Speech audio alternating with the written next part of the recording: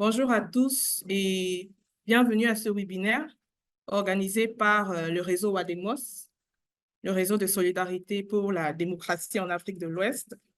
Je suis Marie-Josiane Ga et nous sommes heureux de vous accueillir pour ce webinaire sur un sujet d'actualité qui est la réforme constitutionnelle controversée du 25 mars par l'Assemblée nationale du Togo. Alors, juste quelques annonces avant de commencer ce webinaire. L'interprétation est disponible en français et en anglais. Donc, vous pouvez choisir la langue de votre choix en cliquant sur le bas de votre écran.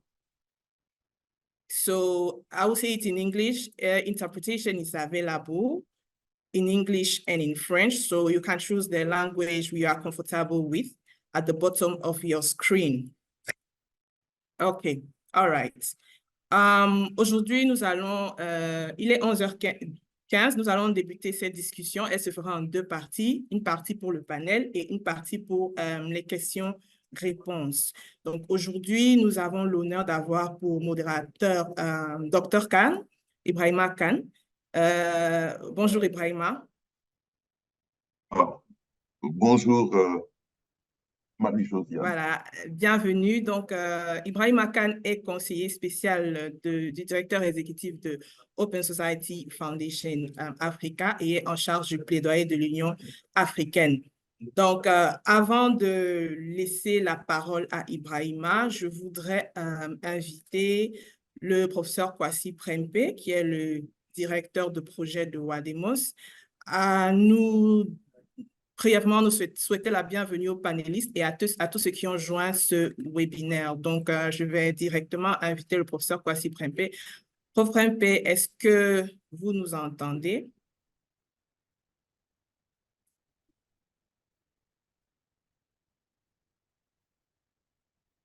Hi. Can you hear me?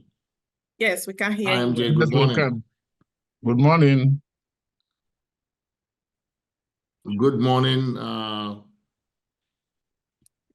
Good morning, all of you, and welcome to this webinar organized by the West Africa Democracy Solidarity Network, WADEMOS, in collaboration with our members and partners in Togo.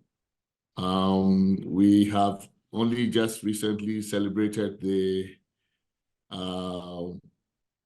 important transition in Senegal, but unfortunately, before even the ink was dry on that momentous occasion, we got another reversal in the region in the form of developments in the immediate neighborhood of Ghana, in Togo, which do not appear to augur very well for the progress of democracy in the region. So, as it is our practice in WADEMOS, when there is a development in a member country, in the member states of the ECOWAS region that we believe represents a setback for democracy and development in our region, we convene a conversation of this kind so that we can get first-hand briefing or understanding from our members on the ground, as well as experts who follow the particular country, and then through this kind of dialogue also try and formulate some ideas for a possible intervention or response. So this is the purpose of this convening, and I'm glad to see that a number of you have joined us. I'm counting about 48 participants currently, and I hope that this will be a very fruitful discussion. Like I said, we're very encouraged by what our brothers and sisters in Senegal have achieved in these last few months. And I believe that they are also participating in this conversation to share insights and experiences. Certainly Togo is not Senegal, but we do, it's on, but it's not showing. Okay, so the video is finally showing. So like I said, you know, of course, Senegal is not Togo, but I'm sure that nonetheless, some lessons can be learned, at least for us in civil society, as to exactly how we might act in solidarity in response to this development in the region. So thank you again. I will just go back to my brother Ibrahim and ask him to continue the moderation for the day. Thank you so much. Merci beaucoup, Kwasi, et bonjour à tous les participants. On est vraiment heureux de se retrouver encore après avoir discuté du Sénégal et des promesses de la démocratie au Sénégal après l'élection du nouveau président, de se retrouver encore pour discuter des problèmes de cette sous-région et des problèmes d'un pays qui nous tient vraiment à cœur, le Togo. D'abord, c'est l'un des pays, les plus petits pays de l'Afrique de l'Ouest, avec la Gambie. Mais c'est aussi un pays qui est important parce que c'est le pays qui a pratiquement connu le premier coup d'État dans la sous-région en 1963 et un coup d'État qui avait même emporté le président de la République d'alors. Et donc, c'est vous dire que si aujourd'hui on se remet à parler du Togo, c'est que les faits jusqu'à présent montrent que ce pays, malgré tout ce qui a été fait, continue de poser problème. Et je le dis d'autant plus qu'il y a un fait qui a son importance et qui a eu lieu récemment. Vous savez que dans 11 jours exactement, il y aura des élections au Togo. Et la CEDEAO, qui est en charge de délivrer des certificats de bonne ou mauvaise conduite des élections, au lieu d'envoyer une mission d'observation des élections, a envoyé une mission d'établissement des faits. Cette mission est dans le pays et doit encore actuellement dans le pays, il séjourne jusqu'à après-demain. C'est le 20 normalement que cette mission doit se terminer. C'est vous dire que ce pays-là pose de sérieux problèmes et ce sont ces problèmes-là qu'on va essayer ensemble d'examiner, d'en comprendre tous les aspects, tous les ressorts et de voir comment ensemble la société civile, parce que n'oubliez pas qu'au cœur de l'activité de Wademos, comme l'a rappelé tout à l'heure Kwasi, il s'agit aussi d'exprimer une solidarité envers des frères et des sœurs d'un pays de la CEDEAO qui compte, d'un pays qui nous est très cher, comme je l'ai dit au début. Alors, pour discuter, il n'y a pas meilleure façon de discuter du problème d'un pays que de demander aux fils et aux filles de ce pays-là de venir nous en parler. Et nous en avons quelques-uns parmi les plus éminents. Je commencerai d'abord par citer le professeur David Dossé, qui est chirurgien de profession, professeur de chirurgie, mais qui est un acteur très important de la société civile togolaise. Actuellement, il coordonne le mouvement Front citoyen debout au Togo et il coordonne aussi un réseau national qu'on appelle Tournons la page. Monsieur Dossé, en plus de ses activités professionnelles, vraiment a beaucoup travaillé pour que l'injustice et l'impunité cessent dans son pays et pour que la démocratie vraiment soit quelque chose, une réalité au Togo. Et il se bat depuis une quinzaine d'années pour cela. Il a reçu plusieurs distinctions dans le travail qu'il est en train de faire et qu'il a fait depuis longtemps. Et donc, les propos, en tout cas les observations de M. Dossé nous seront d'une très, très, très grande utilité. Nous avons aussi le plaisir d'accueillir Brigitte Amengavi, qui est aussi membre du bureau de Tournons la page et qui est, comme David, engagée depuis plusieurs décennies sur ces questions de démocratie au Togo. Elle est économiste de formation et Brigitte, en plus du travail qu'il fait au niveau de Tournons la page et aussi dans la vie quotidienne, responsable d'une société de stratégie et de prospective qui s'appelle Ease Consulting. Et donc, son point de vue sur les problèmes économiques, sociaux du pays, nous serons vraiment d'une très, très, très grande utilité. Alors, en plus de ces deux collègues togolais, nous avons aussi pensé inviter d'autres acteurs pour que l'on puisse vraiment discuter à fond de la situation du Togo, parce qu'il ne s'agit pas simplement de parler de ce qui se passe à l'intérieur du Togo, mais de voir aussi l'impact de ce que se passe au Togo dans la sous-région. Donc, on a pensé aux voisins du Togo en particulier. J'aurai le plaisir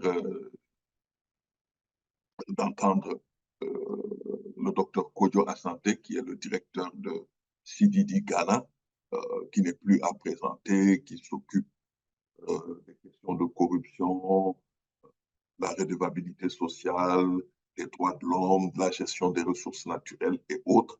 Et vraiment, M. Kojo est vraiment la personne indiquée pour nous parler de tous ces problèmes-là, en particulier des aspects du rôle des coalitions politiques et de leur implication dans le développement national. J'ai aussi l'honneur d'avoir dans ce panel l'analyste politique et économiste Gilles Yabi. Gilles est le fondateur et président de WATI, un des think tanks les plus connus en Afrique de l'Ouest et qui s'intéresse vraiment à toutes les problématiques que l'Afrique de l'Ouest connaît. Et Gilles, avant de créer cette structure, a travaillé dans le International Crisis Group, qui est aussi une organisation bien connue qui s'occupe de la prévention et de la résolution des conflits. Gilles a plusieurs arcs, plusieurs plutôt cordes à son arc, parce que en plus d'être économiste de formation, Gilles a travaillé aussi comme journaliste dans le fameux journal Jeune Afrique. Et Gilles est aussi installé à Dakar, où il vit depuis plus d'une quinzaine d'années. Et c'est de Dakar qu'il suit tous les problèmes de la région. J'ai Blanche Sonon, qui est aussi juriste de formation, qui est la présidente qui est l'actuelle présidente du conseil d'administration du réseau social Watch Benin. Et donc, le fait que Gilles soit, Blanche soit béninoise est vraiment d'une importance capitale pour nous. Et donc, en dernier lieu, on aura un expert des affaires globales qui est Paul Ejime, qui est non seulement un journaliste bien connu, qui s'intéressait aux questions de guerre par le passé, mais qui est aujourd'hui un consultant indépendant et qui s'implique vraiment dans tout ce qui concerne les médias et la gouvernance, la paix et la sécurité et les élections en Afrique de l'Ouest. Donc, vous voyez, on a vraiment un groupe d'experts pour vraiment traiter de la question du Togo. Pourquoi aujourd'hui on est en crise? Quels sont les ressorts de cette crise? Comment cette crise-là est en train de peser sur la situation politique et sociale du pays? Et quels peuvent être les impacts de cette crise-là, non seulement sur la sous-région, l'Afrique de l'Ouest qui est déjà en crise, notamment dans sa région sahélienne. Et ensuite, quel rôle nos organisations sous-régionales, on a l'UEMOA, on a la CEDEAO, peuvent jouer pour régler ce problème et vraiment nous aider à aller dans la même direction que le Sénégal a emprunté, parce que vous savez aussi que le Sénégal était sur le bord du précipice, mais heureusement, tout le monde a travaillé pour que ce pays-là revienne à une situation normale. Donc, on a 2 heures actuellement, on a exactement 2 heures, donc 1 heure et demie pour discuter de la question et régler en tout cas, lever tous les équivoques sur ce problème. Et j'aimerais vous proposer la démarche suivante. Je vais poser un certain nombre de questions aux panélistes. Les panélistes vont y répondre. Pour chaque question, je demanderai aux panélistes 2 à 3 minutes, maximum 4 minutes de réponse. Et sur la base maintenant de tout ce que vous avez entendu, je vais ouvrir le débat à tous les autres participants pour qu'on puisse vraiment échanger de manière approfondie sur cette problématique. Alors, si la démarche que je vous propose vous agrée, je vais d'abord poser la première question au professeur Dossé. Professeur Dossé, on sait que toute cette crise est partie d'une réforme constitutionnelle. Pouvez-vous nous dire quels sont vraiment les principaux changements qui ont été apportés à la Constitution et quels sont les impacts, les effets de ce changement constitutionnel sur le processus démocratique actuellement en cours au Togo? Professeur. Très bien. Je vous remercie de la parole qui m'est donnée. Je voudrais, si vous le permettez, remercier les initiateurs de ce webinaire. Quand je vois le pédigré de tous ceux qui sont aujourd'hui dans ce panel, je suis vraiment très heureux de voir le niveau de participation. Je suis très heureux de constater cette solidarité qui existe aujourd'hui, cette solidarité africaine qui existe et qui permet ensemble de réfléchir sur un sujet épineux pour la nation togolaise, mais également un sujet vraiment dramatique pour l'ensemble de la région ouest africaine. Donc, je vais remercier Vademos, je vais remercier le CDD Ghana, je vais remercier OSF à travers M. Khan, je vais remercier mon ami Gilles. Je suis très heureux de te retrouver, Social Watch du Bénin et tous ceux que je n'ai pas cités, Brigitte bien sûr, ma grande sœur, et tous ceux que je n'ai pas cités. Vraiment, merci d'avoir accepté de prendre de votre temps pour qu'on puisse parler du Togo. Alors, très rapidement, nous avons donc 3 minutes à peu près, comme vous l'avez précisé. Très rapidement, je vais dire tout simplement que le Togo dispose d'une constitution qui est celle de 1992, qui a été adoptée suite à un référendum. Et c'est cette constitution qui nous permet donc d'être dans ce qu'on appelle la 4e République. Et dans la nuit du 25 mars, nous avons appris que le Parlement a adopté une nouvelle constitution qui nous fait entrer dans la 5e République. La question ne porte pas vraiment sur les vices de procédure, mais je me permets d'insister peut-être sur un ou 2 aspects. Le premier aspect, c'est que ce Parlement, qui a ainsi adopté une nouvelle constitution, est arrivé, en tout cas son mandat est arrivé à terme depuis la fin de l'année dernière. Et donc, il était dans la gestion des affaires courantes. Première chose. Deuxième chose, c'est que dans la Constitution de 1992, au titre de la révision, il n'est nulle part fait mention, en tout cas, d'une procédure pour un changement de constitution. Ce qui signifie donc que l'esprit, c'est que lorsqu'on doit vraiment procéder à un changement de constitution, il faut retourner vers le peuple, il faut faire un référendum.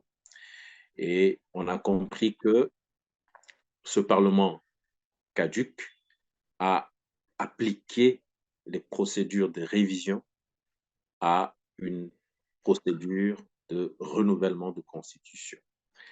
Voilà. Donc, pour le moment, je m'arrête à ces deux éléments qui, pour nous, constituent des éléments très graves.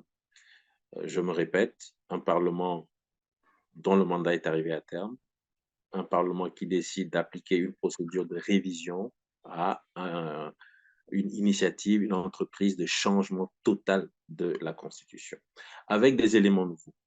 L'élément le plus important aujourd'hui, à nos yeux, c'est qu'avec cette nouvelle Constitution qu'on cherche à nous imposer, je rappelle que le président de la République n'a pas encore promulgué cette nouvelle Constitution qui a été votée le 25 mars par le Parlement. Donc, ça n'a pas encore été promulgué. Mais si jamais le processus devait arriver à son terme, aujourd'hui, le Togo passerait d'un régime présidentiel à ce qui est appelé un régime parlementaire dans le document. En pratique, cela signifie que les Togolais n'iront plus au suffrage universel direct pour choisir le président de la République. L'élection des députés, la mise en place de l'Assemblée nationale sera le principal processus électoral au Togo, et c'est le Parlement qui aura à choisir le président de la République ainsi que le président du Conseil des ministres. C'est ainsi que cela a été inscrit dans le nouveau document, dans le document de la nouvelle Constitution. Donc, le président du Conseil des ministres sera en charge de l'exécutif. C'est la grande transformation qui est attendue si jamais la nouvelle Constitution est adoptée. On n'aura plus donc une élection présidentielle comme on a l'habitude de le faire au Togo tous les 5 ans, mais la grande élection, ce sera l'élection législative, ou ce seront les élections législatives, et c'est la majorité parlementaire qui va élire ou choisir, nommer le président de la République, qui aura un rôle plutôt symbolique, et le président du Conseil des ministres, qui lui aura en charge le vrai travail exécutif. D'autres modifications existent également, mais je pense que vraiment ce sont les modifications majeures. Je peux citer par exemple le fait que pour ce qui concerne les droits humains, cela a été extrait de la Constitution et fera l'objet d'un document qui sera annexé à la Constitution. Le poste de médiateur de la République a été modifié. La lutte contre la corruption devient une disposition constitutionnelle, etc., etc. Mais vraiment, l'élément majeur aujourd'hui qui fait l'objet de beaucoup de débats, c'est le fait que le président de la République ne sera plus, en tout cas l'élection ne se fera plus selon le suffrage universel direct, et le président de la République aura un rôle symbolique, et c'est le président de l'exécutif qui aura en charge, le président, pardon, du Conseil des ministres qui aura en charge le vrai travail de chef d'exécutif. Alors, merci David pour ces éléments. On retient la procédure qui a permis ces changements constitutionnels n'est pas bonne. L'Assemblée qui a voté cette modification constitutionnelle est illégitime. En tout cas, ces 2 points, je les garde. Alors, je me tourne vers Brigitte.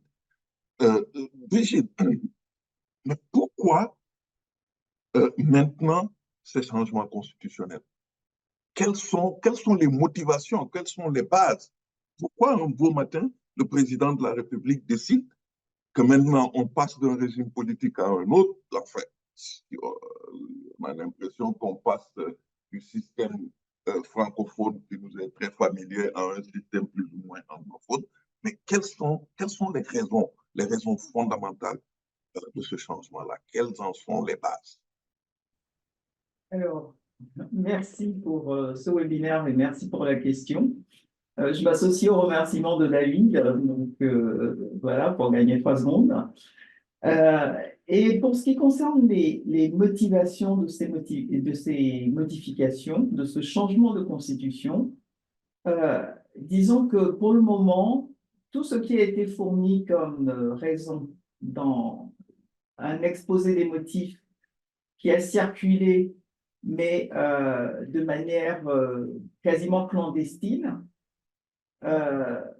toutes ces raisons évoquées, qui sont que c'est pour assurer la stabilité, etc., ne tiennent pas. Elles ne tiennent pas tout simplement parce que, comme David l'a dit tout à l'heure, c'est le régime Gnassingbé père et fils qui sont en place au Togo, qui sont au pouvoir au Togo depuis 1967. Donc, on ne peut pas parler de plus de stabilité que ce qui a été là. On ne peut pas parler non plus d'une raison qui a été évoquée, qui est que l'alternance sera plus facilitée, qu'on permettra aux partis d'opposition, eux aussi, s'ils gagnent les législatives, de nommer le président du Conseil. Toutes ces raisons-là ne tiennent pas la route. Et je dis exposer les motifs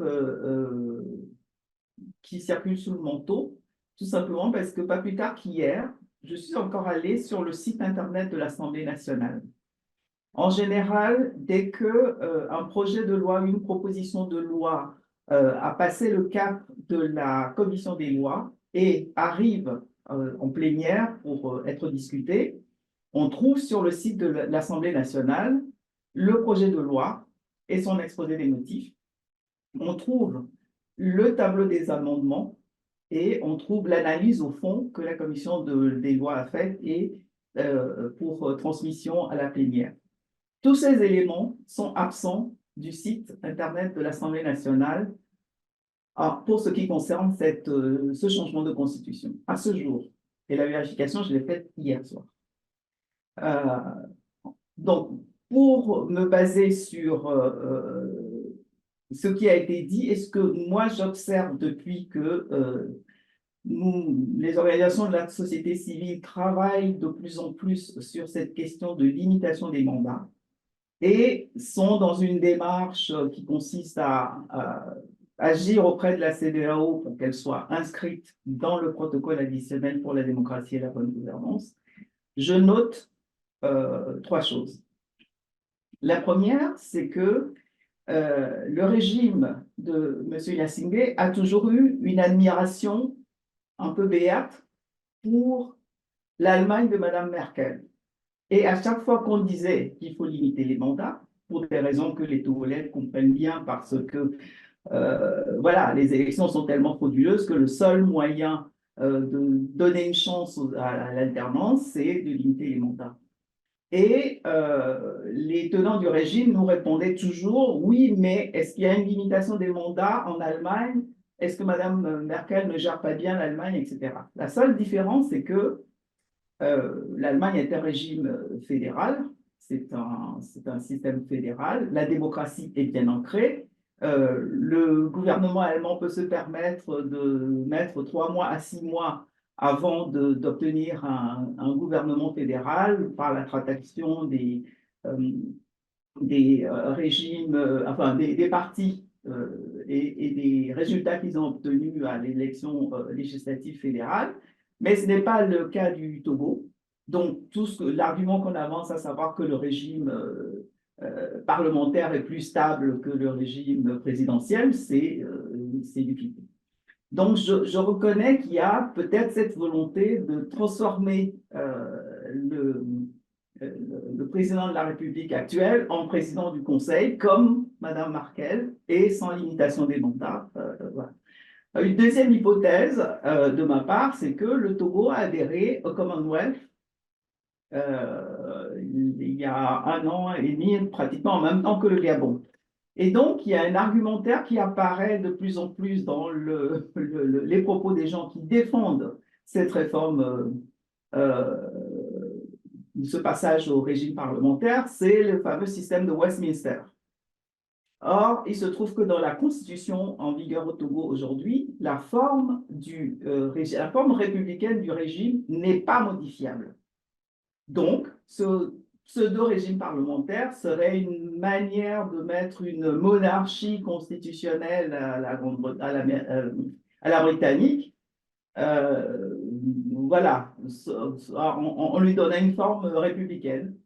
La seule chose, c'est que la démocratie à la britannique n'a rien à voir avec la pseudo-démocratie que nous avons au Togo. Et il y a une troisième hypothèse qui vient de loin, c'est que le père de Faure Gnassingbé, Yadema Gnassingbé, a toujours eu une admiration béate aussi pour Kim Il-sung à l'époque, donc la Corée du Nord, qui avait des fortes relations avec Yadema. Il y a eu un certain nombre de transferts de technologies dictatoriales entre le Togo et la Corée du Nord. Et peut-être que ce qui séduit, c'est le fait que M. Faure Gnassingbé est en train de préparer le Togo pour la troisième génération des Gnassingbé, un peu en admiration avec vis-à-vis de la Corée du Nord. Parce que on peut prendre deux hypothèses. Soit, en fait, lui, Faure Gnassingbé devient président du Conseil et à ce moment-là, c'est le schéma Merkel qui se perpétuera jusqu'à ce que son parti décide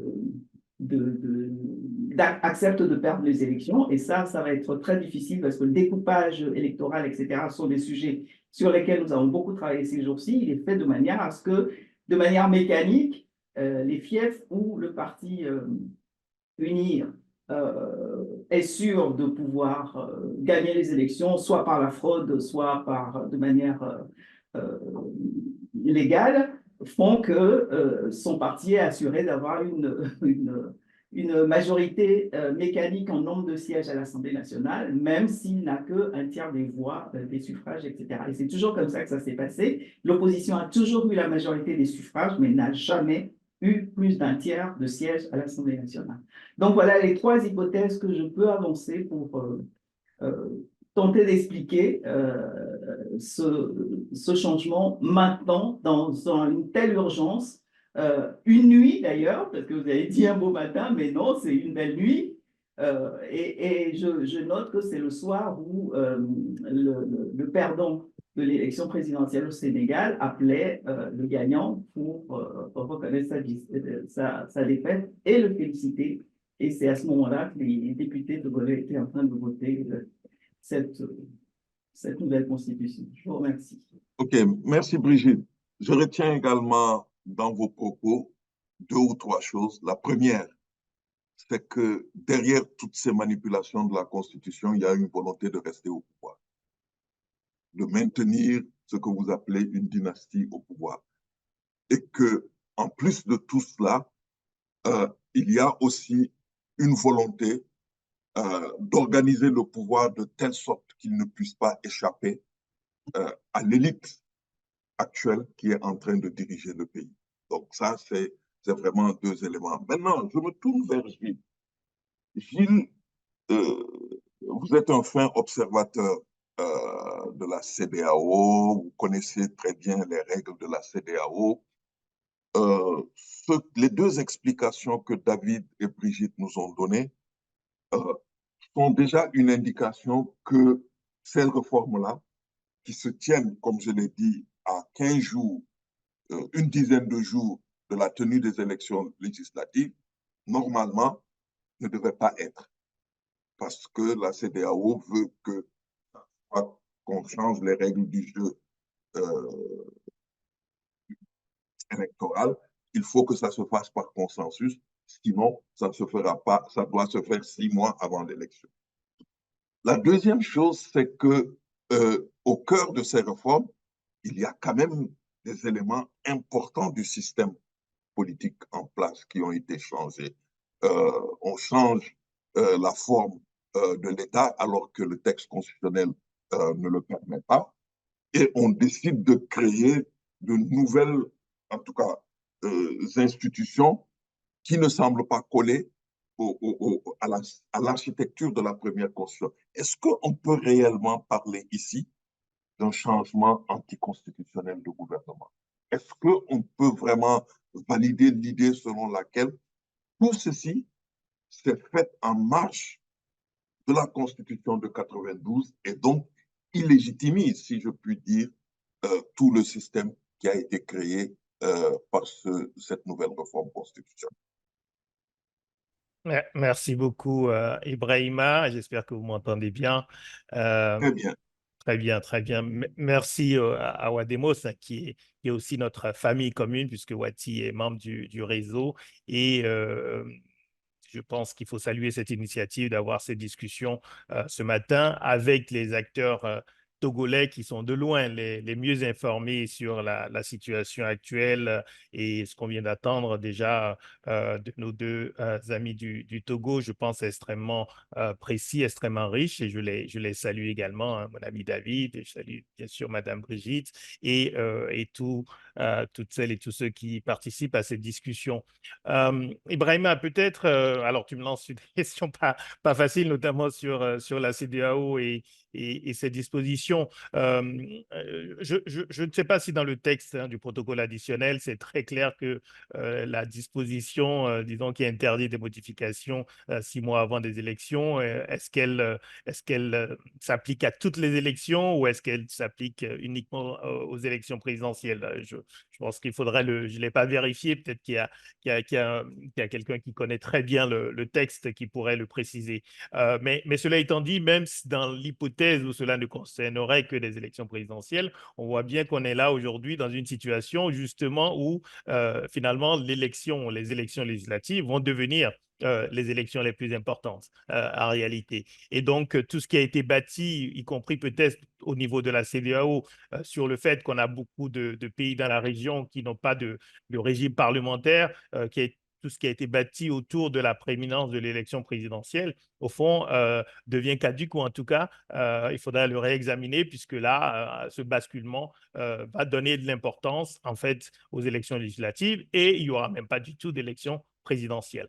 Et je mentionne d'ailleurs en passant qu'on a dans la région des pays lusophones, Guinée-Bissau, Cap-Vert, évidemment, un est très dysfonctionnel, l'autre est, de mon point de vue, la démocratie la plus fonctionnelle dans la région, le Cap-Vert, où on a effectivement un régime où le Premier ministre est chef du gouvernement, désigné, disons, au sein du parti majoritaire à l'Assemblée, mais on a un président de la République qui est élu quand même au suffrage universel, ce qui lui donne une autorité morale importante. Et là, on a dans la proposition togolaise une disparition totale du suffrage universel qui, de mon point de vue, pose un problème, surtout parce que dès lors que vous avez des citoyens qui sont habitués à l'élection présidentielle, au fait d'avoir eux-mêmes directement la possibilité de s'exprimer, il est, je pense, très difficile de leur ôter ce droit.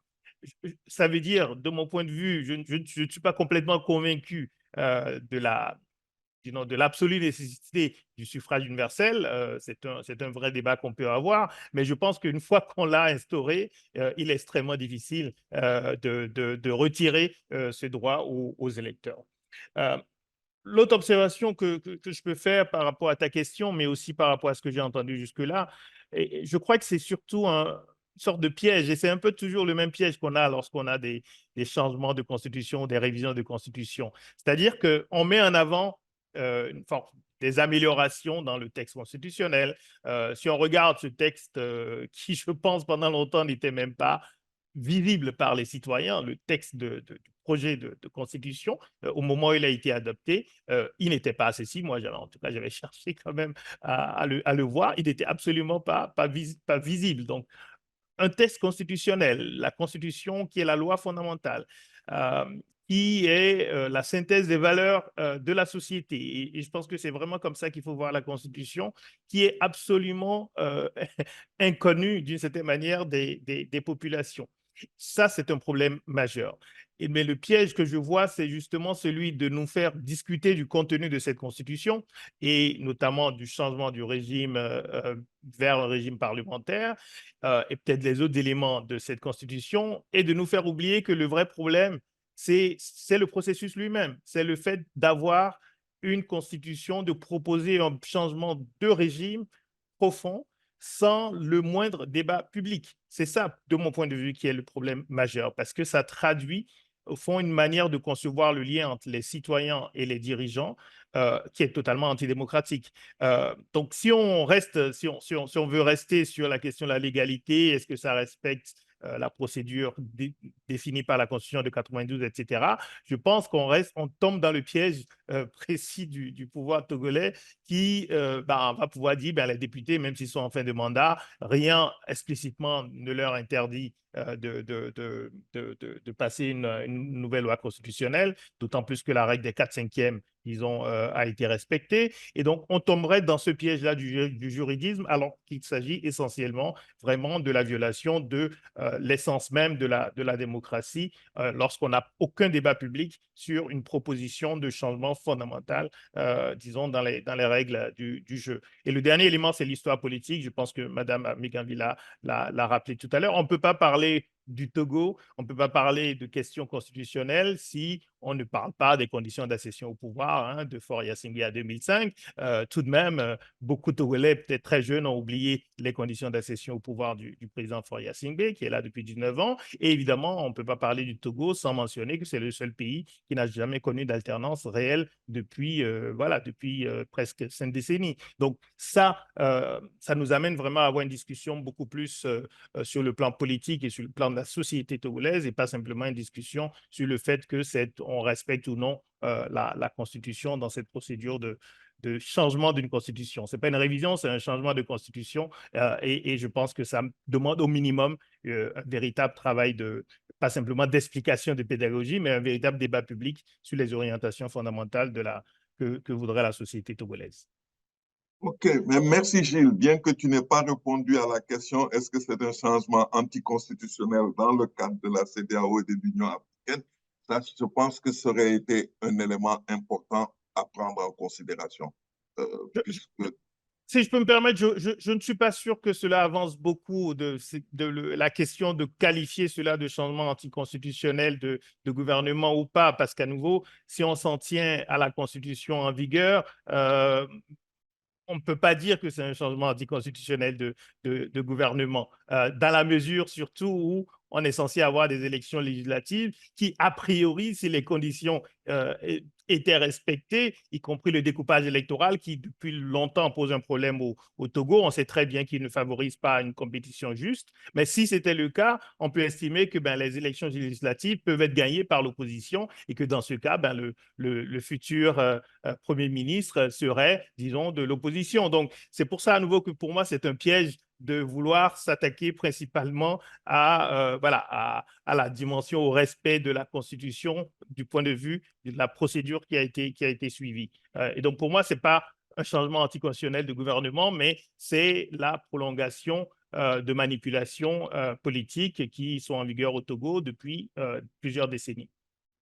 Merci. Alors, Kodjo Ashanti, c'est bon pour un observateur assez lointain, mais très proche. Mais vous êtes aussi anglophone, où on essaie d'importer dans un système francophone un régime politique qui lui est totalement étranger.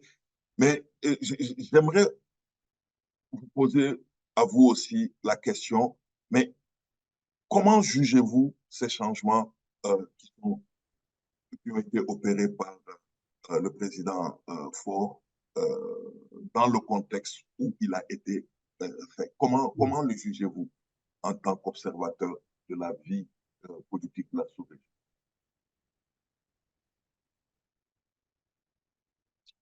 Thank you very much, and a very good morning to, I hope it's still morning. Good morning to everybody. Good morning. First of all, I think we need to put the developments in Togo in context. And as a Ghanaian, I am actually happy that for the first time since I've been engaged in the governance sector for all these years, that Ghanaians can take an interest in what happens in Togo, which is a neighbor. We've always tried to, even though we are surrounded by Francophone countries, we don't normally engage on the subjects of democracy and governance at the civil society level on these issues. And that's why I think the current platforms and opportunities we have, we should continue to deepen them. But the context that I wanted to bring into this conversation is we just came from COVID in 2020, and then in 2021 we were confronted with the Guinea coup. And one of the things that emerged from the Guinea coup, if you look at the heads of states communique after the extraordinary meeting, after the Guinea coup, that they made proposal to ECOWAS Commission to review the protocols on democracy and governance, to see how we can deepen some of the commitments to democratic change. Because the behavior of Alpha Conde in the run-up to the coup, everybody recognized that maybe if they had interfered early, we wouldn't have had a coup in Guinea. People died protesting the manipulation of constitutions in Guinea. And the heads of states recognized, and Paul Nasimbe was present at that extraordinary meeting. And the communique very, very clear. If you even look at the African Union statement, and if you look at point 13, which I think for me is also very instructive, it says the AU Commission, request the AU Commission to undertake a comprehensive and objective analysis focusing on the root causes and the impact of unconstitutional change of government arising from non-consensual and or politically manipulated democratic processes. So if you look at the current protocols, for example, the supplementary protocol on democracy, the ECOWAS one, where we talk about constitutional changes, it speaks to almost like military unconstitutional changes. But in the light of the Guinea coup, there is a recognition that there are also constitutional coups that we have been experiencing. People attempting to extend their third term. We've just come from one in Senegal, and it took civil society's efforts to overcome that.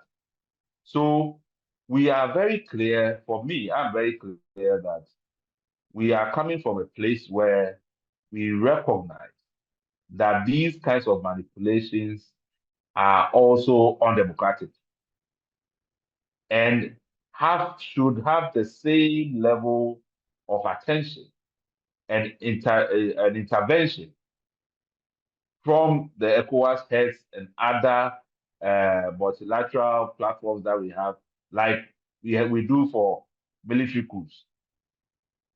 And there have been enough of them for us to suggest to us that they always continue to threaten the peace and stability of the sub-region.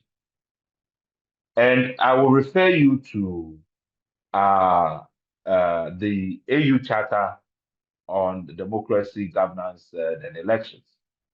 And if you look at the sanctions regime that are contemplated under Chapter 8, Article 23, and you look at number 5, where one of the things that will be considered as unconstitutional change is any amendment or revision of the Constitution or legal instruments which is an infringement on the principles of democratic change of government.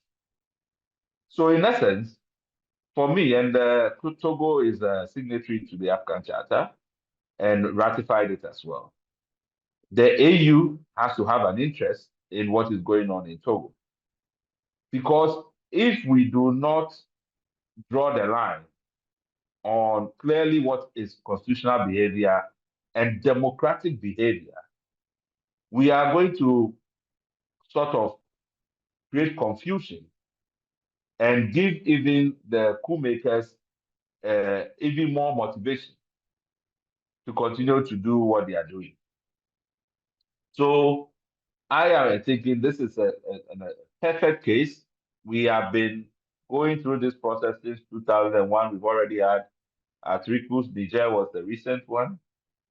There are more problems with election and election integrity, and that's the sad thing about the Togo election, that we cannot even focus on election because of these interventions that have happened.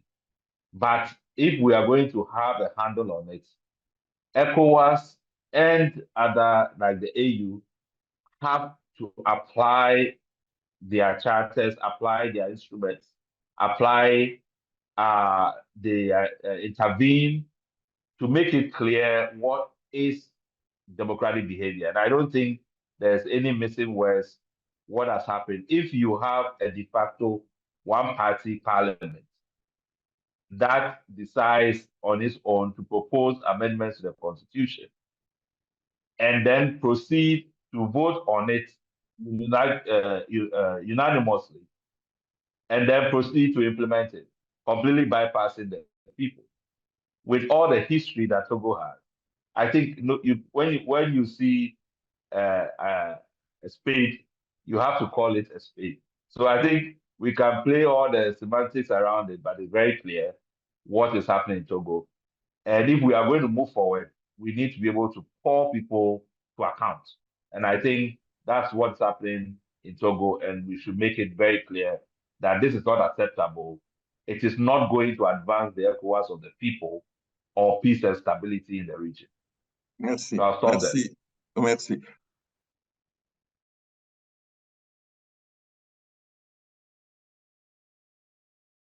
Pardon, je disais deux questions avant de donner la parole au public. Je me tourne vers Paul.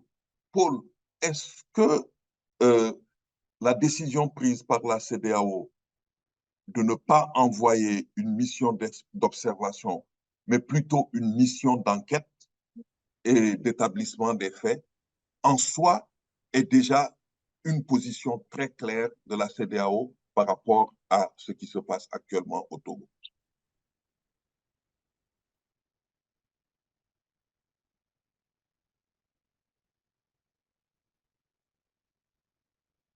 So thank you very much, and let me join other colleagues in congratulating WADEMOS and other civil society organizations in the work they are doing, because it looks like, and it is said that if that politics is too serious a venture to be left to politicians, we have seen what they can do with it. And now it is now the job, the civil society and the population in our countries, in our region, we have to step up. Because what saved the situation in Senegal was the civil society, the activism. Because if you even read the recommendation of the Constitutional Council when their intervention, you will notice that some of them were verbatim what civil society organizations had actually said.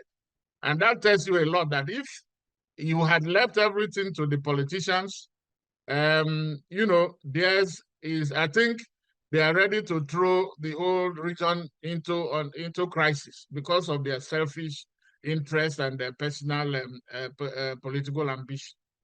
So let me say that what is playing out, and I want us to step back, because if we concentrated on what is happening, what the reform that happened on the 25th, we are going to miss the target.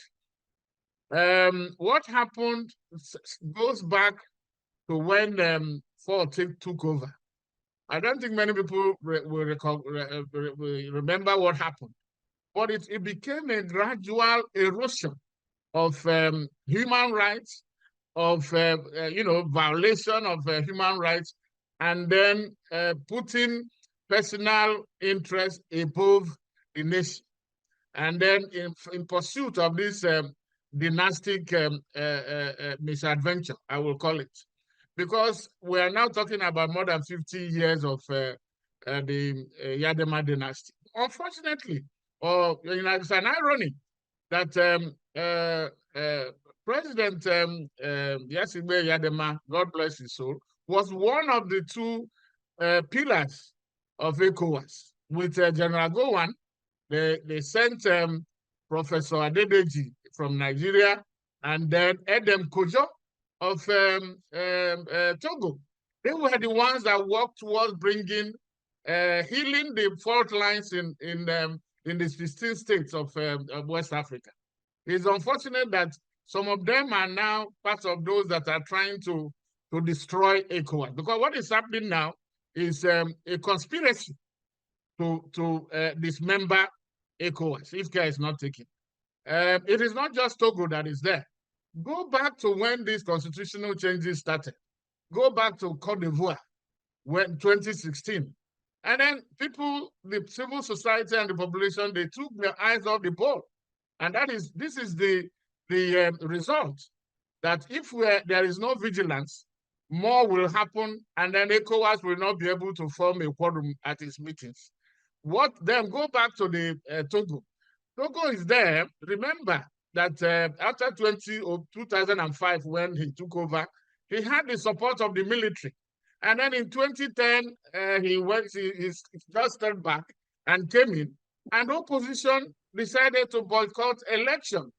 And that gave them the power. So today, you have a parliament that is dominated by the four-party or coalition, and that becomes a rubber stamp, that they can do anything. They can create, in fact, turn a woman into a man. What is happening today? Yes. No. Can you please shorten, because we have only 20 minutes for the conversation, and I want to ask one particular question to David and Bridget before I open the door. So what I'm saying is that it is a part of the plan for tenure elongation. That is what is playing out, and it is not beyond. And it is ECOWAS talked about the supplementary protocol of 2001. Talks about non-tolerance, zero tolerance for unconstitutional change of government. I don't know whether it is changing it, that as it is. What is lacking, my brother, is the political will by politicians to act, to implement what they have all signed up to. And unless and until they do that, ECOWAS is almost losing all that it has. So we will talk more about it. Yes. Thank you very much. Merci beaucoup. Alors, Brigitte et David, vraiment en deux mots. Ce qui est quand même surprenant, c'est que la mobilisation contre ce projet, en tout cas contre ce projet qui a abouti à la réforme constitutionnelle, n'a pas mobilisé beaucoup de personnes, en tout cas dans la rue. Quand les gens ont voulu sortir, ça a été interdit, tout le monde est resté sur place et les gens ont essayé de trouver d'autres modes d'action. Qu'est-ce qui explique cette situation et qu'est-ce que la société civile envisage de faire pour vraiment arrêter ce processus-là, ou en tout cas faire en sorte que tout ce qui a été fait soit invalidé par les instances de la CEDEAO et peut-être de l'Union africaine, parce que maintenant on en parle. Deux mots, David d'abord et ensuite Brigitte. Alors très rapidement, effectivement, on peut se poser la question de savoir, mais pourquoi est-ce qu'avec un tel niveau d'indignation, on n'a pas eu une si grande mobilisation lorsque les partis politiques et la société civile ont appelé à des manifestations? Et j'ai posé la question à deux jeunes personnes que j'ai reçues hier dans mon bureau à l'hôpital en leur disant, mais vous êtes venus, vous avez parlé de tout ce qui se passe, mais je suis convaincu que vous ne vous étiez pas mobilisés. Est-ce que je peux savoir pourquoi? Et les jeunes m'ont dit, mais c'est tout simplement parce que nous avons peur. En 2017 et en 2018, nous étions dans les rues, nous étions mobilisés. Mais lorsque le pouvoir a sorti sa force de répression, on a vu ce qui s'est passé. Aujourd'hui, nous savons qu'il y a des gens qui sont encore en détention depuis 2017-2018, sans jugement. tout simplement parce qu'ils avaient voulu dénoncer les pratiques néfastes de ce pouvoir. Donc, une manifestation à laquelle nous voulons participer, qui est interdite par le pouvoir, qui sort des communiqués qui sont très menaçants. Si jamais nous nous hasardons à sortir, on peut se retrouver en prison, on peut se retrouver mutilé, on peut se retrouver même tué. Qu'est-ce que ça va changer? Nous avons eu peur, c'est pour ça que nous ne sommes pas sortis. Donc, cet élément, je pense qu'il faut vraiment le prendre en compte. Au-delà de ça, bien sûr, nous, en tant qu'organisation de la société civile, nous ne pouvons pas nous arrêter à ça et dire, bon, les gens ont peur, les gens ne sont pas mobilisés, donc on arrête le processus. Non, il faut certainement poursuivre la dénonciation de tout ce que vous avez dit, ce que Gilles a rappelé en 2005, etc., etc. Un processus de changement de constitution sans aucune consultation, en totale opacité, qui rappelle des manœuvres qu'il y avait eu en 2005. Le régime togolais est coutumier du fait. Ce sont des manœuvres qui visent tout simplement à maintenir un pouvoir en place. Souvenez-vous de 2005, et je vais finir avec ça. Il y a des meurent le 5 février. Au soir du 5 février, les militaires viennent à la télévision et décident de façon anticonstitutionnelle de confier le pouvoir à son fils. Ensuite, il faut légitimer. Et qu'est-ce qu'on fait? On modifie l'article du code électoral qui empêche justement le fils, donc M. Faure Gnassingbé, qui était ministre, de retourner au Parlement et par le truchement du Parlement d'assurer l'intérim de la présidence de la République. Donc on modifie l'article 203 du Code électoral qui règle ce problème d'incompatibilité. Donc il peut ainsi rejoindre le Parlement. Il rejoint le Parlement et aussitôt on le nomme président de l'Assemblée nationale et donc président par intérim. En même temps, on modifie l'article 144 qui règle le problème qui empêche justement de modifier la Constitution en période de vacances. On modifie cet article.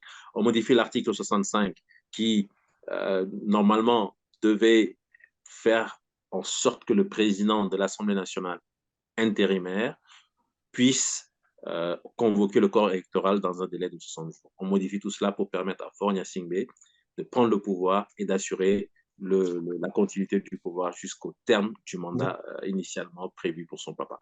Voilà, donc nous sommes malheureusement des habitués de tripatouillage de dispositions constitutionnelles pour assurer le maintien d'un pouvoir qui régente le Togo depuis 57 années. Voilà. Si j'avais le temps, je reviendrai sur les dispositions qui, de mon point de vue, ont été touchées au niveau du protocole additionnel, l'article 1er, l'article 2, mais je pense que je reviendrai si jamais le débat le ouais. Tout à l'heure, on reviendra là-dessus quand il y aura des questions. Je suis sûr qu'il y en a déjà de bien. Merci. Brigitte, 2 mots avant que je ne donne la parole au public. Alors, 2 mots pour dire que, bon, pour moi, si on peut considérer que l'article 2 du protocole additionnel de la CEDEAO n'est pas très clair, l'article 23 de la charte de l'Union africaine sur la démocratie, elle est claire, c'est un coup d'État constitutionnel. Et donc, nous comptons sur une mobilisation de la société civile africaine pour saisir ces 2 organisations et leur demander de prendre leurs responsabilités. Tout ce que les Togolais essayent de faire aujourd'hui pour ne pas risquer leur vie, c'est de profiter de la campagne électorale qui a démarré pour faire en sorte que cette élection législative soit en quelque sorte un référendum contre cette modification de la Constitution. Et c'est là que malheureusement, je reviens à ce que j'ai dit tout à l'heure sur le découpage électoral et sur le fait qu'aucune élection au Togo depuis plusieurs années, depuis 2007, je dirais, l'élection législative de 2007 sous la supervision de l'Union européenne, etc., était à peu près sérieuse, fiable. Mais elle avait déjà pointé le fait que le découpage électoral et le mode de scrutin étaient antidémocratiques, puisque ça privilégiait en fait le parti au pouvoir qui, avec 45% des suffrages à l'époque, avait eu les 2 tiers des sièges à l'Assemblée nationale, alors que l'opposition qui avait la majorité ne l'avait pas eu. Donc, cette mobilisation de la population togolaise, des citoyens togolais, va se heurter au même problème de transparence et de découpage électoral. Donc, bon, voilà, on est dans cette dynamique-là où la population essaie de se mobiliser à travers cette élection législative pour en faire un vote sanction, en fait, de cette modification constitutionnelle.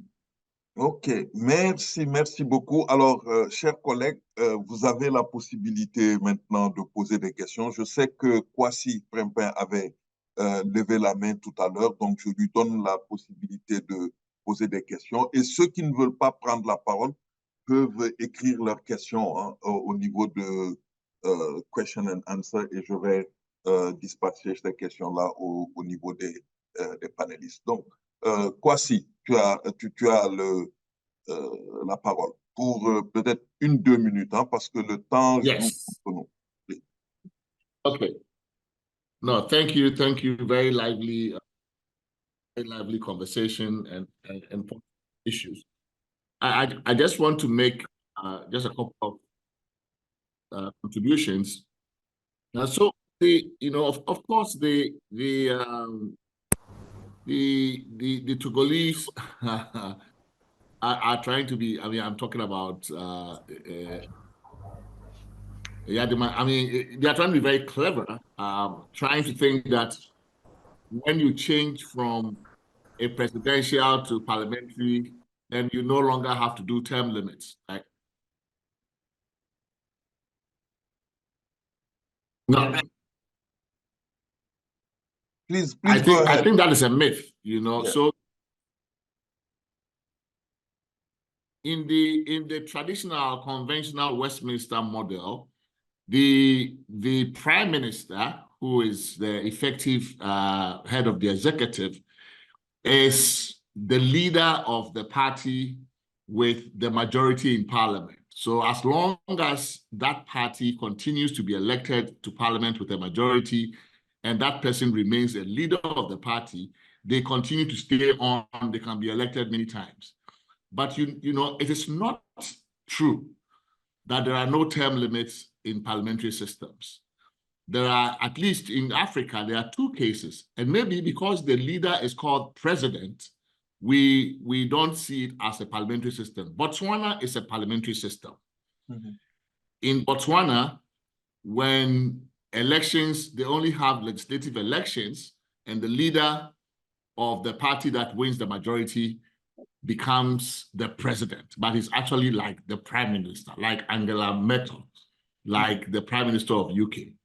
Okay. But that person has 2 terms in Botswana. There are term limits in a parliamentary system. It is possible. South Africa actually is a parliamentary system, even though, again, they call the executive, leader of the executive is called the president. The president in South Africa has 2 terms. Mm-hmm. It's a parliamentary system based on some form of proportional representation like in continental Europe. Mm-hmm. So it is not true that merely by shifting from semi-presidential or presidential to parliamentary, then you can completely do away with term limits. Okay. So I think that is an important point to make. Okay, right? Merci beaucoup. Fidèle?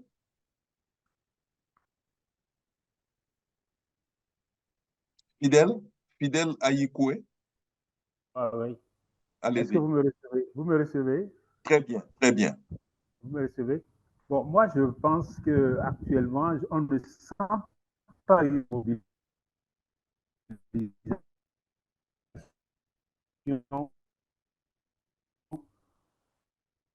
Oh, on t'entend, ouais, on t'entend vraiment pas très bien. De l'opposition au Togo contre ce coup d'État constitutionnel.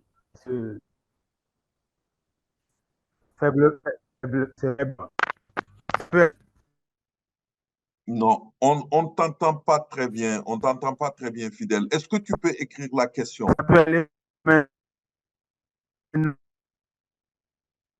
Fidèle, on t'entend pas du tout. Écris la question, s'il te plaît. Paul, you have the floor.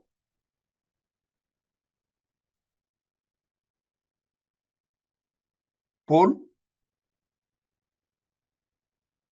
Okay. Okay, please, Prof, you have the floor. Yeah, Prof, I know we are limited in time, but you didn't even Monsieur allow me to Man- establish anything before. But you talked about ECOWAS. I didn't address that because of time. I will say that if you notice what is happening now, ECOWAS has now been hijacked by the leaders, the political leaders. They are not even allowing the technocrats at the commission and the institutions to do their job. What is happening now is that they are bringing pressure to bear on those who are supposed. You notice that ECOWAS issued two statements. One was saying that they were going for, because of what is happening, the development. Another one saying no, they are not going because of what is happening. It is just to fact finding or whatever. It is not an observation mission. Fact finding is to find out Togo is in crisis. It is there is tension there, and the political leaders are bringing pressure to bear so that the ECOWAS Commission does not do its job of wanting to go to find out. And I don't know why it is difficult, because they are now violating the instruments they have signed up to. The 2001 supplementary protocol on the democracy and good governance talks about zero tolerance for taking power other than constitutional means. What has happened, the constitution, which is the grand norm of a country, cannot be done without the consultation of the people. You hear many constitutions talk about we the people, but where do you find in this constitution where there was not even a referendum and then you change the constitution? It is a coup, and then which is as dangerous as a military coup. So what ECOWAS can do, and coming from Senegal, where people were trying to say, thank God that something is working, ECOWAS should seize on the opportunity. By the way, people are citing the AU protocol. The AU protocol was even borrowed from ECOWAS. If you don't know, it was ECOWAS that provided this platform, but today it has lost all those vibes. It has lost the political will to call its own political leaders to order. The political leaders have become renegades. That is the problem. So unless and until ECOWAS, all the institutions work according to the dreams, according to the objectives of the founding fathers, I think ECOWAS stands the risk of going into extinction. Thank you very much. Thank you. Thank you very, very much, Paul. There is another Paul. Paul Meli, tu as la parole.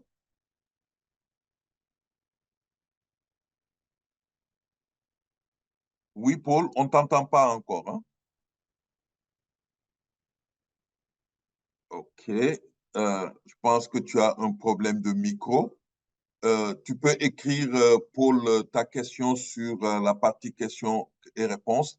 Alors, pour les panélistes, il y a d'abord une première question de M. Combaté. Comment comprendre l'attitude de la CEDEAO face à ce changement de constitution au Togo par rapport aux deux communiqués presque contradictoires qu'elle a publiés ces 2 jours? Je vais demander à Gilles Yabi de répondre à cette question. What effective measures could civil society, ECOWAS, AU, and the international community suggest for dealing with this problem? Ça, peut-être, je vais demander à David Dossé de répondre parce que vous avez dit qu'il est difficile à l'intérieur d'agir. Qu'est-ce que vous voulez demander à la communauté internationale? Qu'est-ce que vous voulez que les autres acteurs, surtout de la société civile en Afrique de l'Ouest, puissent faire pour aider? Et il y a ABB qui a posé la question que, en plus du point relatif à la limitation des mandats et au système parlementaire, il pense qu'il est important qu'il y ait que la question du système présidentialisme sans des élections est aussi un élément important à prendre en considération. Et il a même renvoyé les gens à un article sur le coup constitutionnel et la révolution au Togo. Et José Loko dit que les Togolais sur le sol Togolais actuellement ont peur de manifester leur mécontentement ou désapprobation. Comment les populations civiles africaines peuvent aider les Togolais à témoigner de leur désapprobation de ce qui se passe actuellement au Togo? Donc, je vais vraiment demander d'abord à David, ensuite à Brigitte, à Gilles et éventuellement à Kodjo et Paul de répondre à ces questions-là. Fidèle, si tu peux écrire ta question, je la passerai aux gens qui vont devoir répondre. David, je te donne la parole pour répondre aux questions. On est vraiment pressé par le temps. 2 minutes. Très bien. Merci beaucoup. Je vais essayer d'aller vite. Alors, bien sûr, aujourd'hui, il y a une situation qui suscite une forte indignation au plan national. Et on aurait pu penser que cela allait se traduire par une forte mobilisation dans les rues pour dire stop à cette machination. Mais n'oublions pas que le Togo vit une vraie tragédie depuis des décennies. Je prends juste à partir de 2005, l'année d'accession au pouvoir du président actuel. Les Togolais sont sortis en masse pour arrêter ce qui était en train de se tramer dans notre pays.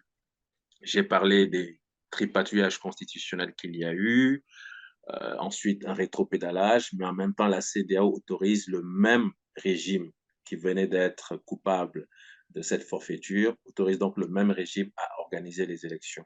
Et ce régime, bien sûr, en organisant les élections, s'assure la victoire. Le peuple togolais sort en masse pour dénoncer cette situation. Et un rapport des Nations Unies a estimé qu'il y a eu plus de 500 morts. Il y a eu d'autres rapports parallèles qui ont estimé qu'il y a eu plus de 1000 morts togolais, tout simplement parce qu'ils se sont opposés à cette prise de pouvoir par la force de la famille Gnassingbé.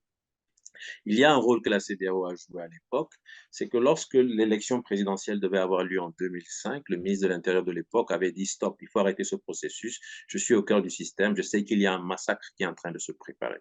La CEDEAO n'a pas voulu tempérer, elle a insisté pour que l'élection se tienne et jusqu'à ce jour, les Togolais ont cet élément encore sur le cœur, c'est que les Togolais ont le sentiment que la CEDEAO a poussé le Togo vers la tragédie, mais la CEDEAO n'a jamais eu ne serait-ce qu'un petit début de reconnaissance de son rôle lors de cette tragédie de 2005.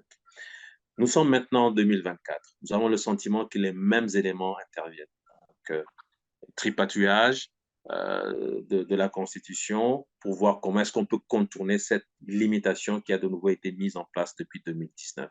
Donc, on décide de changer de Constitution sans en discuter avec qui que ce soit au niveau de la population. Et bien sûr, cela suscite de l'indignation. On s'étonne que les Togolais ne sortent pas. Mais les jeunes disent, nous sommes sortis en 2005. Nous avons été massacrés. La CEDEAO n'a rien dit. La CEDEAO est passée. La communauté internationale n'a rien dit. Si aujourd'hui, on nous demande d'intervenir, il faut vraiment qu'on ait des garanties par rapport à notre sécurité. Nous disons, en tant qu'organisation de la société civile, nous ne pouvons pas rester les bras croisés. Il y a des choses à faire.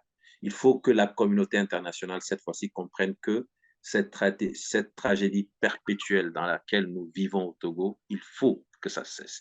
La CEDEAO est obligée d'intervenir. Je disais qu'il y a des articles qui démontrent que ce coup de force anticonstitutionnel ou ce coup de force constitutionnel, c'est selon, viole justement des articles du protocole de la CEDEAO. Je lis l'article 1er de la section première. La section première porte sur les principes de convergence constitutionnelle et dans l'alinéa 3 dit « Tout changement anticonstitutionnel est interdit, de même que tout mode non démocratique d'accession ou de maintien au pouvoir. » Là, nous sommes dans un changement anticonstitutionnel au Togo et c'est un mode antidémocratique de maintien au pouvoir.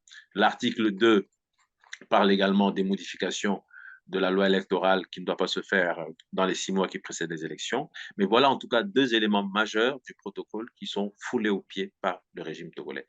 Je ne reviens pas sur les différents articles de la Constitution de la 4e République qui ont été violés par cet acte posé par le régime togolais, mais c'est pour dire qu'il y a suffisamment d'éléments pour que la communauté internationale puisse se pencher de façon sérieuse sur le cas du Togo. Il y a eu des précédents suffisamment graves avec mort d'hommes pour que la communauté internationale se dise que cette fois-ci, il ne faut plus laisser ce peuple se faire massacrer par le pouvoir. Il faut donc que la CEDEAO intervienne. Je pense qu'il y a des éléments au niveau du protocole qui peuvent permettre cela. L'Union africaine également. Je pense que mes prédécesseurs sont intervenus en donnant des éléments au niveau de la charte de l'Union africaine qui permettent cela. Et nous, ce que nous pouvons faire en tant qu'organisation de la société civile, c'est ce que nous sommes en train de faire, c'est nous organiser avec les réseaux citoyens ouest-africains ou africains pour organiser la riposte et empêcher le régime togolais d'aller au bout de... OK. Donc, on voit que quelque chose s'est passé, on l'a complètement, en tout cas, il n'a plus d'Internet. Brigitte, vous pouvez ajouter quelque chose. On reviendra tout à l'heure sur les recommandations. Oui, vous voyez ce que c'est le Togo, hein? Ouais. Oui. Alors, pour compléter ce que David était en train de dire, moi, je me permets de rappeler, parce que je fais partie de la vieille génération, qu'en 2005, tout ce qu'il a décrit sur l'attitude de la CEDEAO est exact. Et j'irai même plus loin, c'est qu'on s'est aperçu par la suite qu'un certain nombre de généraux qui étaient au pouvoir dans des pays de la CEDEAO, en particulier le Niger et le Nigeria, pour ne pas les nommer, avaient promis à Yadema Yassingbe d'aider son fils à accéder au pouvoir, et ils ont rempli le contrat. Et à l'époque, c'était l'Union africaine qui avait protesté autant qu'elle pouvait. C'était Alpha Omar Konaré qui était président de la commission à l'époque, et c'est lui qui avait fait pression autant qu'il pouvait, jusqu'à ce que le président Obasanjo lui dise quand les anciens, quand les chefs d'État en exercice parlent, les anciens se taisent. Et tenez compte de la subsidiarité, c'est nous, au niveau de la CEDEAO, qui sommes en première ligne. Voilà, regardez-vous bien, laissez-nous faire. Et ils ont fait les choses comme ils avaient promis qu'ils allaient le faire. Donc, je pense que cette fois-ci, une mobilisation de la société civile pour essayer de faire pression sur l'Union africaine, dont le texte est clair en termes de sanctions, ça serait aussi quelque chose d'utile, parce que la CEDEAO, en plus, en ce moment, est tiraillée entre les problèmes de l'AES, etc., et aura un peu tendance à caresser Faure Gnassingbé dans le bon sens du poil, puisque c'est lui qui reste la personne qui fait le pont actuellement entre les pays de l'AES et ce qui reste de la CEDEAO. Donc, je pense qu'il a très bien compris et il tire profit de cette situation pour faire une sorte de chantage au niveau de la CEDEAO. Mais est-ce que l'Union africaine est obligée de céder à ce chantage-là? J'espère que non. OK. Gilles, je viendrai avec vous au pôle. Gilles?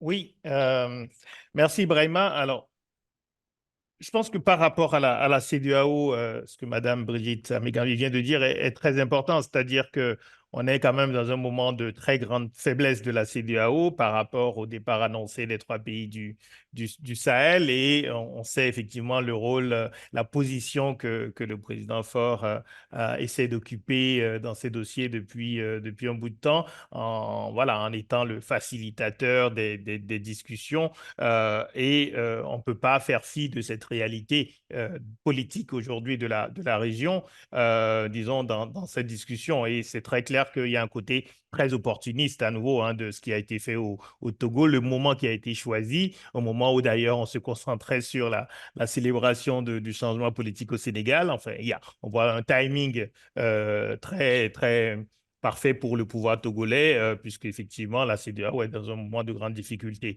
Et l'autre élément, et je pense qu'à Ibrahima, on en a discuté lors d'un webinaire sur l'intégration régionale il y a quelques semaines, c'est la faiblesse de la présidence de la Commission et de la Commission par rapport au chef d'État.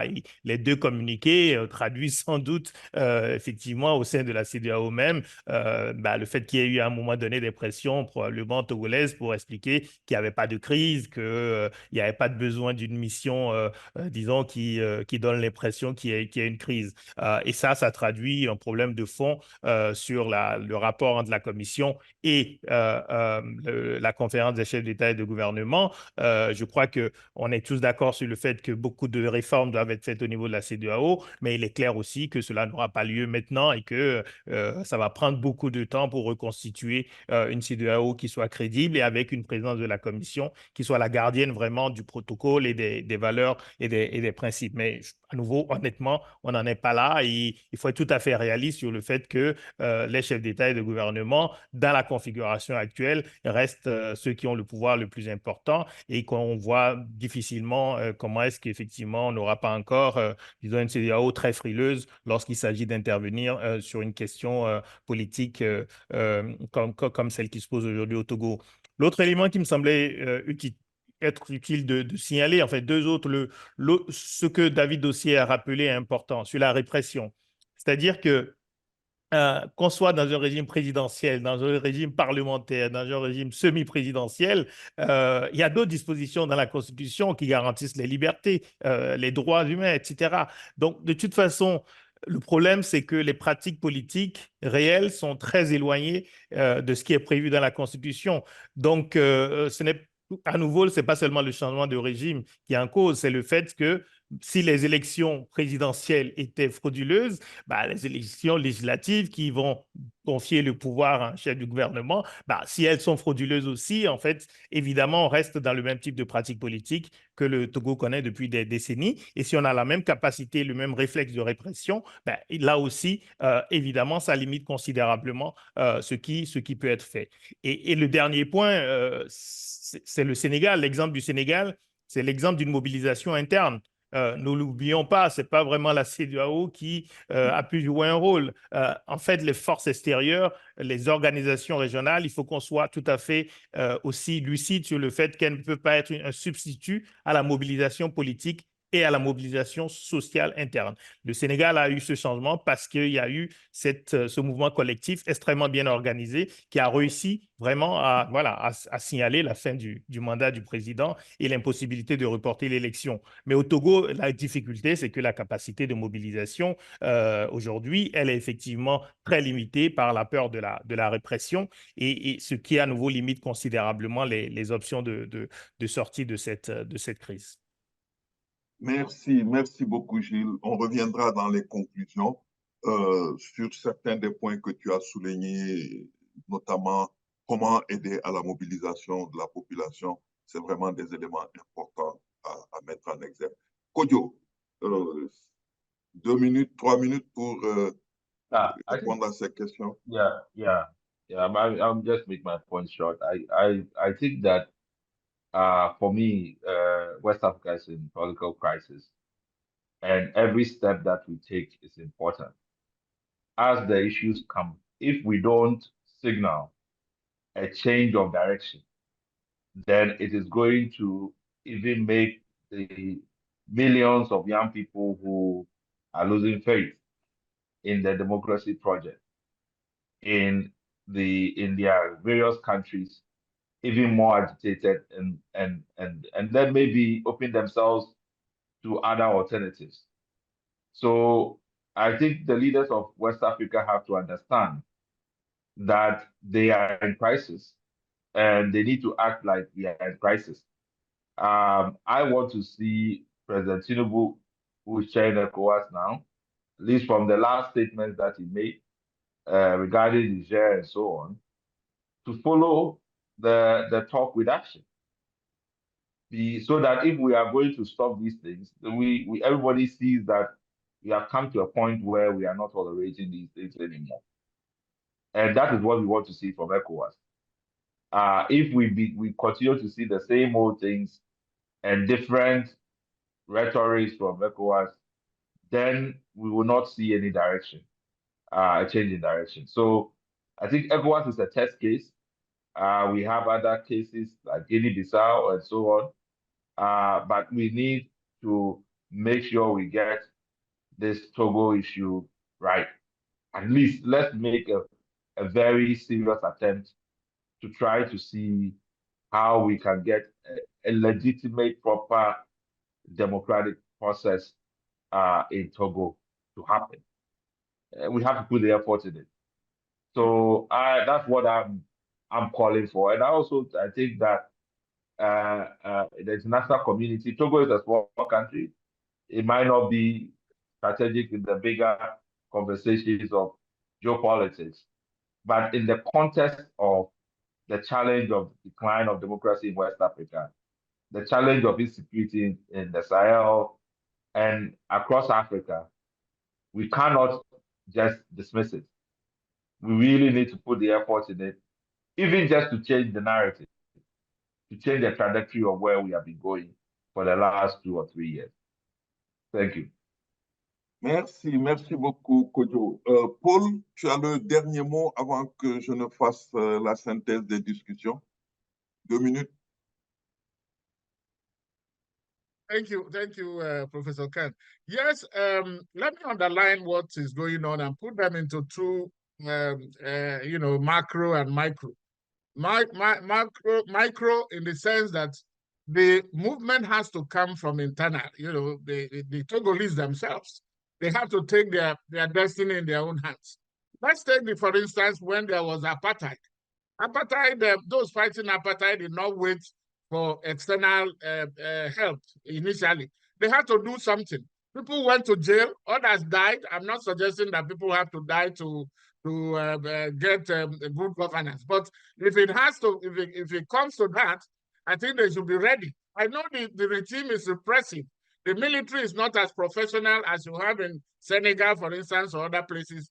They have a track record of suppressing opposition, but the civil society in Togo and the population have to know that they owe themselves a living, not before the outside help can come. So I would want to see this kind of conversation, and then empowering and enabling the civil society in Togo to be able to resist. Nobody dies twice. They have to recognize that what they are doing is for the future of the country and the region. And like Kojo was saying, West African young people are living in droves, dying on the sea and then on the desert because of bad governance, because of poverty. And so to arrest that, I think it is left with the people to take back power. Power belongs to the people. They have to do it in a way that using all legal means. One is not suggesting any, using power unconstitutionally, but you also have to come out and demonstrate and know that your destiny and the future of Togo lies with what the present Togolese are doing. And so that is where it is. And for ECOWAS, now it is the time for everybody to also look at how they can help ECOWAS to help itself. ECOWAS is in trouble, is in crisis, because this is the same ECOWAS that decided not to observe the election in 2011 organized by Jammeh in Gambia, and did not recognize that result of that election. This was an ECOWAS that stopped President Tanja from going ahead in dissolving the parliament in Niger. But today, all that power seems to have evaporated because of the pressure of the political leadership. If they want ECOWAS to succeed, it will succeed. But if it doesn't, but the people can also tell them that whether you rig election to come there, the people have the last say. So let the people power prevail. Thank you very much. Merci beaucoup. Je ne sais pas qui adresser ces remerciements à nos collègues du Togolais, aux organisateurs Roi des Mons, à tous les participants, d'avoir vraiment pris de leur temps pour discuter pendant plus de 2 heures de temps maintenant de la situation au Togo. Et le simple fait que nous soyons restés tous pendant cette conversation montre à quel point la situation togolaise nous préoccupe, mais nous tous, en tant que citoyens de la région, nous voulons que la situation change au Togo. Nous voulons que les Togolais arrivent à vraiment prendre leur destin en main et à créer les conditions d'une vraie démocratie dans leur pays. Ça, cette présence-là, cette rencontre-là montre à quel point cela nous tient à cœur. La deuxième chose que je voudrais dire, c'est que à travers les questions qui ont été posées, les suggestions qui ont été faites, il y a, du point de vue des Togolais, vraiment la recherche d'un soutien au niveau régional dans leur lutte. Soutien, sous quelle forme? Ça, on pourra en discuter. Mobilisation à l'intérieur de nos États, mobilisation de la société civile au niveau régional pour faire pression sur une CEDEAO qui, malgré tout, commence maintenant à montrer qu'elle est encore vivante et à montrer qu'elle est encore intéressée à la situation togolaise. Comment faire pour pousser cette organisation à agir plus efficacement, de manière plus efficiente sur la situation au Togo? Ça, c'est vraiment une bonne chose. Déjà, que la CEDEAO n'ait pas envoyé une mission d'observation des élections, ça montre à quel point la situation au Togo est aujourd'hui alarmante. Troisième point qui serait important aussi de prendre en considération, surtout par Ouademos, comment nous allons pouvoir mieux informer les citoyens de la région, les organisations de la région sur ce qui se passe au Togo. Tout à l'heure, David et Brigitte nous ont donné des informations que nous n'avions pas sur tous les changements qui ont été opérés au niveau de la Constitution, sur tout ce qui a été fait, le fait que même le texte n'a pas un exposé des motifs. C'est important, et ça, je m'adresse à Brigitte parce que David n'est plus là.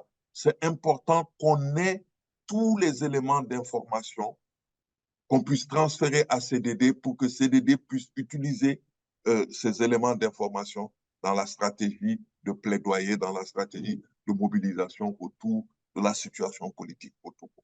Et comment nous pouvons utiliser ces documents-là, ces informations-là, pour vraiment faire du plaidoyer pour que la situation change au Togo.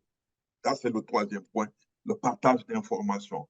Peut-être qu'en quatrième lieu, ce serait bon la semaine prochaine, ou plutôt, en tout cas, avant les élections qui auront lieu dans une dizaine de jours, qu'on puisse organiser à l'échelle de la région une journée où nous tous nous mobiliserons, organiserons des, comment dirais-je encore, des manifestations devant les représentations diplomatiques du Togo dans la sous-région pour montrer notre opposition à ce qui se passe. Ça également, je laisse à Ouademos le soin d'identifier avec toutes les organisations ici présentes une date, un jeudi, un mardi, un mercredi ou un vendredi, où nous tous nous irons devant les représentations du Togo dans la sous-région pour porter une lettre de protestation, pour manifester si c'est possible, ou en tout cas montrer notre opposition à ce qui se passe. Ça également, je pense que ce serait bon qu'on puisse en discuter. Peut-être dans cette même lignée, ce serait également bon de faire ce qui a été fait par les Ouest-Africains à l'endroit du Sénégal.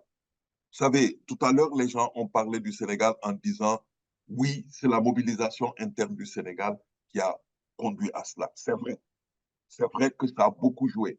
Mais ce qui nous a aussi le plus motivés à continuer le combat, à aller à fond dans le combat, c'est le soutien qu'on a obtenu des autres.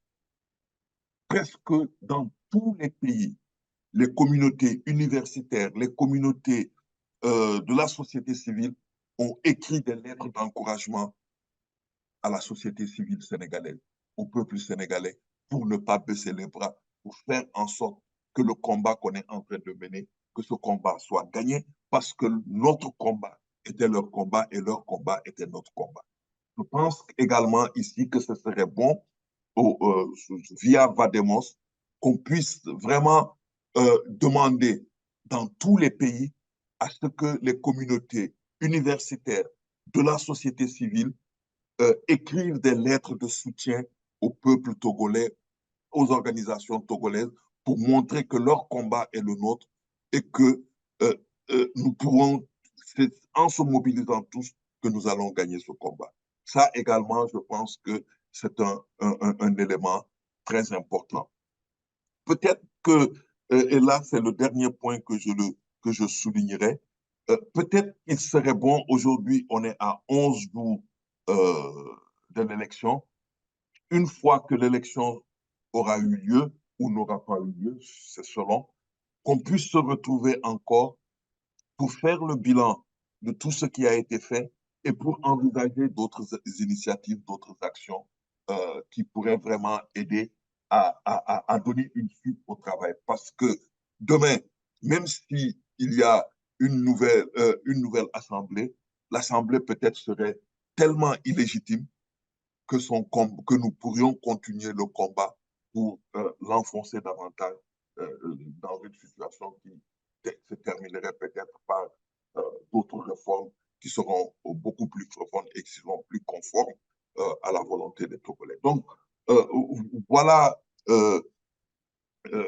Kodjo, Kwasi surtout, ce qu'on peut retenir de cette conversation qui a été riche et qui a vraiment mobilisé plus d'une cinquantaine de personnes pendant plus de 2 heures pour discuter de la situation au Togo. Et donc, j'ai essayé de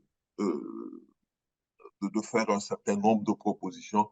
Et j'espère que Wademos, en tant qu'organisation qui coordonne la solidarité en Afrique de l'Ouest, pourrait vraiment prendre en charge certaines de ces recommandations-là pour que nous puissions aller de l'avant. Mais en tout cas, je souhaite vraiment que toutes les organisations ici présentes, les think tanks, puissent aussi organiser à leur échelle, à leur niveau, des rencontres pour vraiment amplifier la voix des Togolais et vraiment faire en sorte que le problème togolais soit connu de tous les Ouest-Africains de manière à ce que nous puissions tous nous mobiliser pour que ce pouvoir dynastique-là trouve un jour sa fin. Parce qu'on ne peut pas comprendre qu'on s'est battu dans d'autres pays pour qu'il n'y ait pas de pouvoir dynastique, mais que des pouvoirs dynastiques continuent non seulement de prospérer, mais continuent de s'organiser pour rester éternellement au pouvoir. Donc voilà ce que je voulais dire, Kwasi, bon, en te retournant la parole et en espérant que tu feras les mots de conclusion de ce webinaire qui a été vraiment un important moment pour qu'on puisse vraiment échanger et montrer notre solidarité au peuple togolais qui en a tant besoin. Kwasi.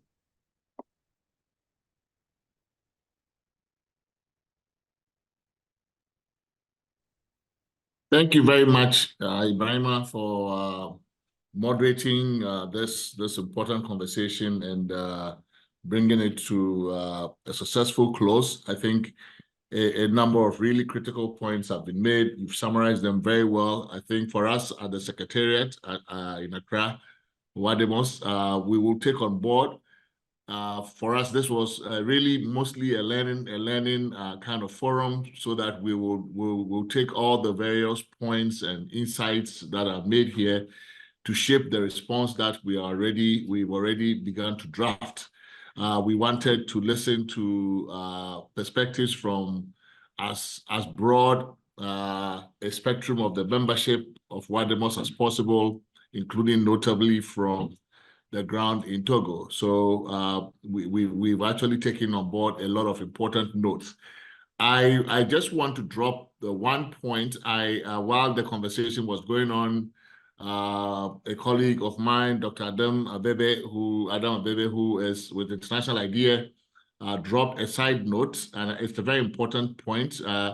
They've done some work on the Togo purported constitutional reforms, and wants us all to understand that even though in name, the change appears to be a change to a parliamentary system, that it's just a kind of form over substance, that in reality, when you examine the proposed changes, what it is that the powers, effective powers, remain with the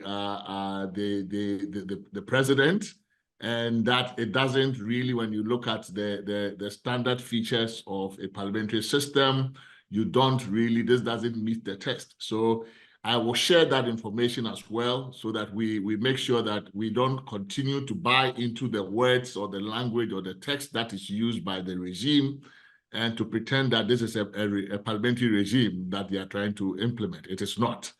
So I think that was an additional point. He couldn't make the comment, so I want to make it on his behalf before the proceeding ends. But we will share a piece that International IDEA has already done on the changes, so that as many of us as possible can understand its true implications for what's going on. So on that note, I would like to bring this discussion to a close, and to say that WADEMOS will be putting out a reaction statement, a solidarity statement, within the shortest possible time. Thank you very much. Thank you very much, and goodbye to all of you. Bye-bye.